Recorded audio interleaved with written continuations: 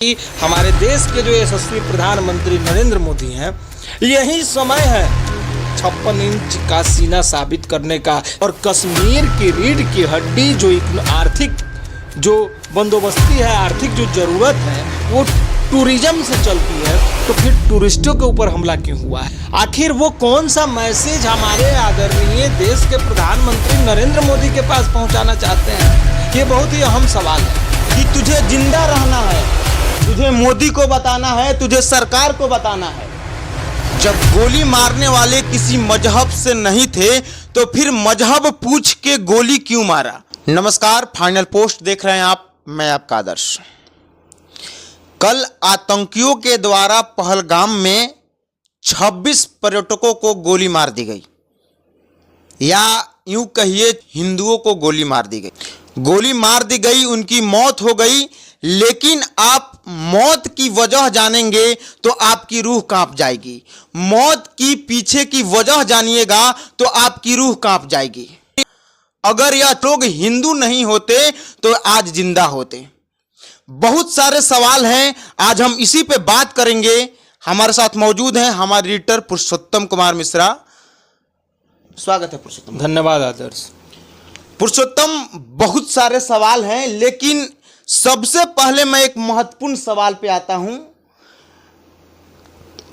मंजूनाथ राव जो कर्नाटक के थे, घूमने गए थे कश्मीर, उनके पास आतंकी गए और उनको कहा कि आप किस धर्म से हैं, हिंदू हैं या मुसलमान हैं? उन्होंने कहा हिंदू हैं। फिर तब मतलब उनके छाती में गोली मार दी गई। गोली मार दी गई, मर गए। उनकी पत्नी भी वहां पे मौजूद थी। उनकी पत्नी ने उससे कहा, उस आतंकियों से, कि आपने मेरे पति को मार दिया तो मुझे भी मार दो। पता है उनका जवाब क्या था? कि तुझे जिंदा रहना है, तुझे मोदी को बताना है, तुझे सरकार को बताना है। सवाल बहुत सारे हैं, लेकिन सवाल यह भी है कि क्या संदेश देना चाहते हैं उसको छोड़ के। उस पल्लवी कुमारी नाम था उनकी पत्नी का, क्या संदेश देना चाहते हैं सरकार को? देखिए आदर्श, जो घटना हुई है मर्माहत करने वाली घटना है, और ये पुलवामा हमले की बाद शायद सबसे बड़ी घटना है जी। इस तरह से आतंकवादियों के द्वारा जिस तरह से कल ये कुकृत्य किया गया, पूरा देश, अगर नियम कानून नहीं होते, सरकार और कानून की बंदिशें नहीं होती, तो आज देश में, पूरे देश में जिस तरह से आक्रोश का माहौल है, माकुल जवाब एक एक व्यक्ति देने को तैयार है।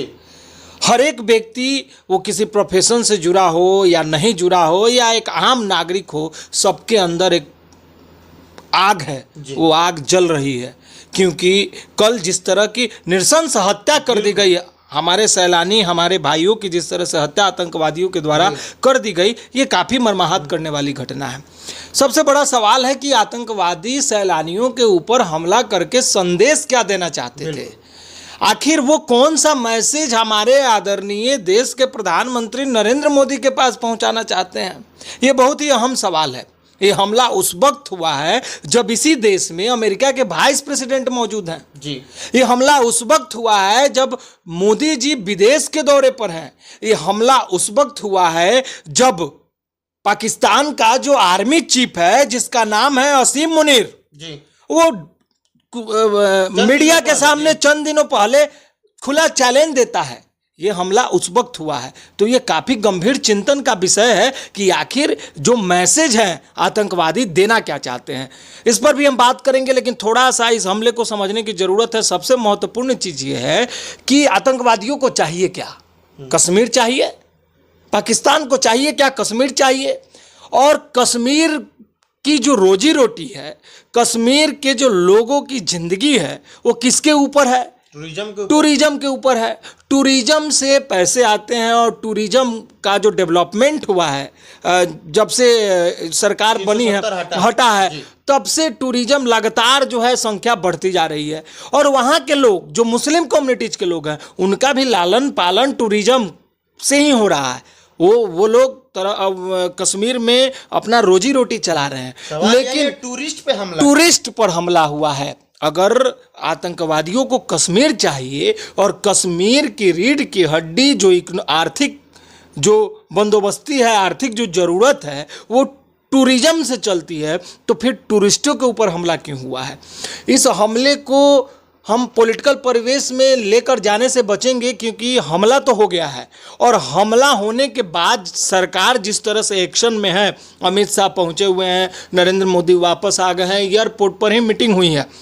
और अभी की जो तत्काल जानकारी मुझे प्राप्त हो रही है कि टोही विमान जो है लगातार बाउंड्रीज लाइन पर जो है बार बार जो है घूम रहा है और निगरानी कर रहा है, और पूरे देश में जिस तरह से आक्रोश का माहौल है और आतंकवादियों के ऊपर जिस तरह से कार्रवाई करने की काव्यात शुरू हो गई है, थोड़ी देर में क्लियर हो जाएगा। 2 आतंकवादी दूसरी जगह से घुसपैठ कर रहे थे, मारे गए हैं, ये सारी चीज़ें ठीक हैं, लेकिन जब ये हमला हुआ है तो एक गंभीर सवाल उठता है कि पुलवामा हमले के बाद जब इतनी बड़ी हमला हुआ, इतना बड़ा हमला हुआ पहलगाम में, तो जो मिलिट्री के इंटेलिजेंस हैं, जो आईबी हैं, इंटेलिजेंस ब्यूरो हैं, क्या उनके पास इस हमले की जानकारी नहीं थी?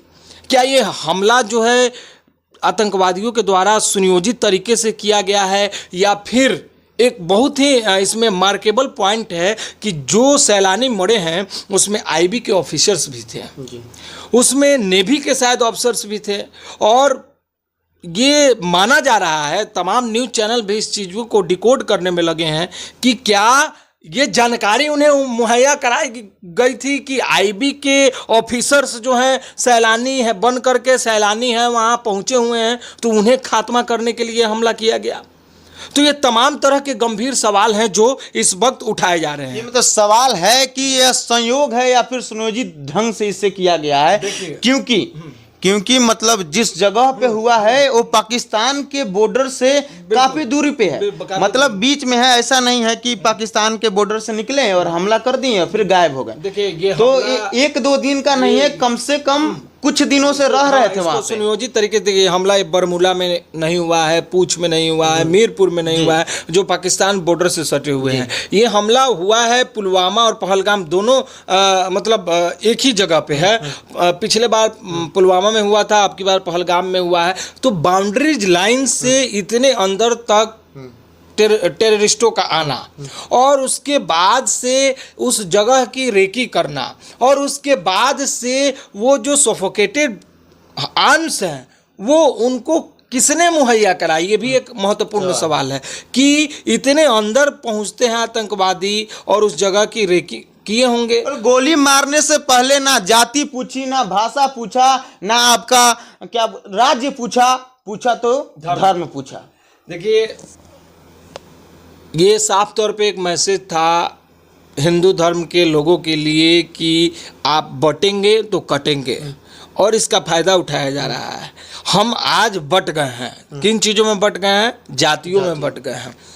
लेकिन जब इस तरह के हमले होते हैं और हमले होने के बाद आप देखिएगा कि पक्ष हो विपक्ष हो सभी एक जगह खड़े हैं। मैंने प्रियंका गांधी का बयान सुना, असदुद्दीन अवैसी का बयान सुना, सबों का एक ही चीज कहना है, तो पॉलिटिक्स करना ही नहीं है। और सारे लोग का एक ही स्टैंड है कि माकूल जवाब दिया जाए, इस तरह का हमला फिर ना हो।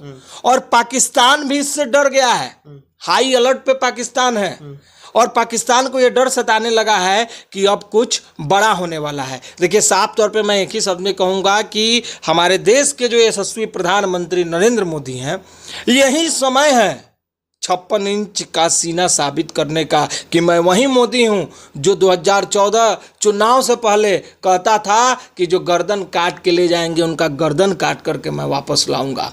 तो ये समय आ चुका है, फिर से इस चीज़ को साबित करना होगा आदरणीय प्रधानमंत्री नरेंद्र मोदी को और अमित शाह जी को कि ये सरकार कमज़ोर नहीं है, ये 56 इंच वाली सरकार है।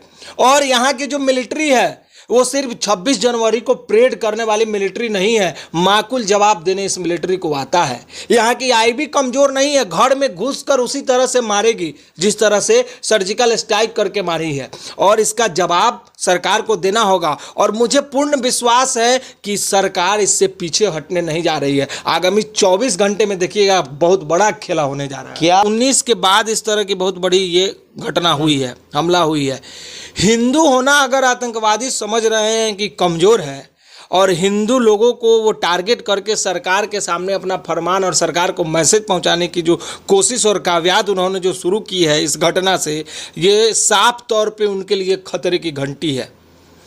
हिंदू न कमज़ोर है, न यहाँ की सरकार कमज़ोर है, न यहाँ का शासन तंत्र कमज़ोर है, और ये सब मिलकर माकूल जवाब देंगे।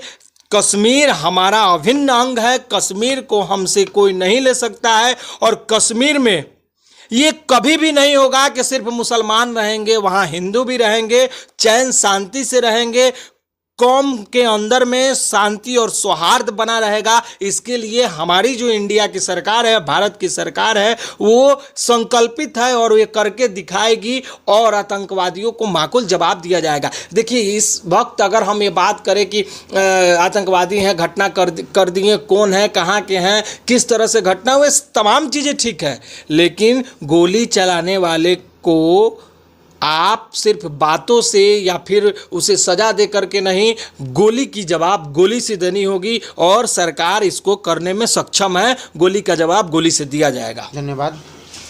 देखिए, सवाल बहुत सारे हैं, लेकिन एक बात तो है कि फेल्योर है, सिस्टम का फेल्योर कहिए, आईबी का फेल्योर कहिए, या मतलब मोदी अमित शाह की फेल्योर कहिए, कहीं ना कहीं चूक हुई है। देखिए, चूक आप जो आईबी है, जो मिलिट्री की इंटेलिजेंस है, या कश्मीर की जो स्टेट पुलिस है उसकी जो इंटेलिजेंस है, ये तमाम इंटेलिजेंस इसी पे काम करते हैं कि कोई बड़ी आतंकी घटना ना हो जाए, आतंकवादी घुसपैठ करके अंदर ना आ जाए। देखिए, 19 के बाद मैं बार बार कह रहा हूँ कि इतने बरसों बाद इस तरह का हमला हुआ है। एक्टिव मोड में हमारी आईबी रहती है, हमारे मिलिट्री के इंटेलिजेंस रहते हैं, स्टेट पुलिस जो कश्मीर के है उसके इंटेलिजेंस जो है रहते हैं। सवाल ये है कि जो पारा मिलिट्री हैं, जो बीएसएफ हैं और भी जो हैं, वो आतंकवादियों से लड़ने में एकदम सक्षम हैं, लेकिन उनके पास ये जानकारी मुहैया आईबी, मिलिट्री के इंटेलिजेंस और स्टेट पुलिस के इंटेलिजेंस के द्वारा ही मिलती है। ये मैसेज नहीं पहुंचा, इसको आप फेल्योर कह सकते हैं, लेकिन हमारी आईबी इतनी कमज़ोर नहीं है। 2019 के बाद ये घटना हुआ है, यानी इतने दिनों तक हमारी आईबी एक्टिव मोड में काम की है और एक्टिव मोड में अभी भी काम कर रही है। ये कोई फेल्योर नहीं है, लेकिन ये जो अचानक से, देखिए, शांति और शांति अचानक से नहीं हुई है, ये सुनियोजित ढंग से हुई है, सुनियोजित आतंकवादियों के लिए सुनियोजित ढंग से हुई है। लेकिन जो शांति और सौहार्द का माहौल सरकार कश्मीर में बनाने की जो कोशिश कर रही थी, और इतने दिनों से आतंकी घटना नहीं हुई थी, तो ये मैसेज जो है कि आतंकवादी पहुंचने वाले हैं और इस तरह का घटना होगा, शायद यहाँ पर एक चूक हुई है, चूक तो लेकिन इस चूक का माकूल जवाब दिया जाएगा। जिन लोगों ने इस घटना को अंजाम दिया है उन्हें बख्शा नहीं जाएगा। देखिए, सवाल बहुत हैं और उनका जवाब हमें कब तक मिलता है, जवाब जब भी मिलेगा हम लेकर आपके साथ समक्ष खड़े रहेंगे। देखते रहिए फाइनल पोस्ट। बहुत बहुत धन्यवाद।